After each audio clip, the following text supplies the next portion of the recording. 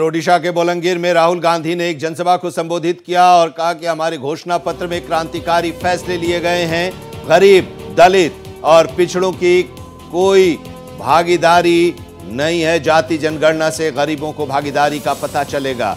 यानी कि जाति जनगणना की बात राहुल गांधी ने आज बोलांगीर में भी की है। ओडिशा में आज चुनावी सभा को संबोधित वो कर रहे थे और उन्होंने कहा कि उन लोगों का जो घोषणा पत्र है उस घोषणा पत्र में क्रांतिकारी फैसले लिए गए हैं और उन्होंने कहा कि गरीब, पिछड़े और जो दलित हैं उन लोगों की कोई अभी भागीदारी नहीं है और उस भागीदारी को सुनिश्चित करेंगे अगर इंडिया गठबंधन की सरकार बनती है। और इसलिए उन्होंने इस बात पर जोर दिया कि जाति जनगणना जरूरी है, क्योंकि जाति जनगणना से गरीबों को भागीदारी का पता चलेगा। साथ ही आज संविधान की कॉपी को भी लहराया और कहा कि देश के संविधान को बदलने की कोशिश की जा रही है।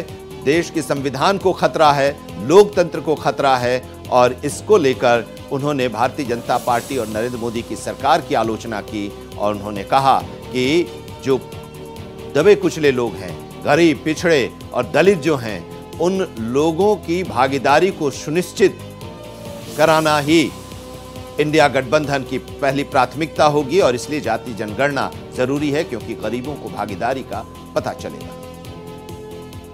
देश में पिछड़ों को, दलितों को, आदिवासियों को, गरीब जनरल कास्ट को, माइनॉरिटी को कोई भागीदारी नहीं है।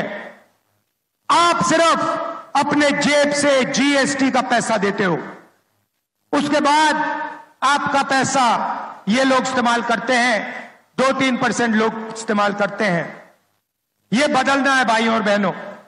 पहला कदम, क्रांतिकारी कदम हमारे मैनिफेस्टो में हमने लिख दिया, जाति जनगणना, जिससे हिंदुस्तान के पिछड़ों को, दलितों को, आदिवासियों को, गरीब जनरल कास्ट के लोगों को पता लग जाएगा उनकी आबादी कितनी है और उनकी हिस्सेदारी देश में कितनी है।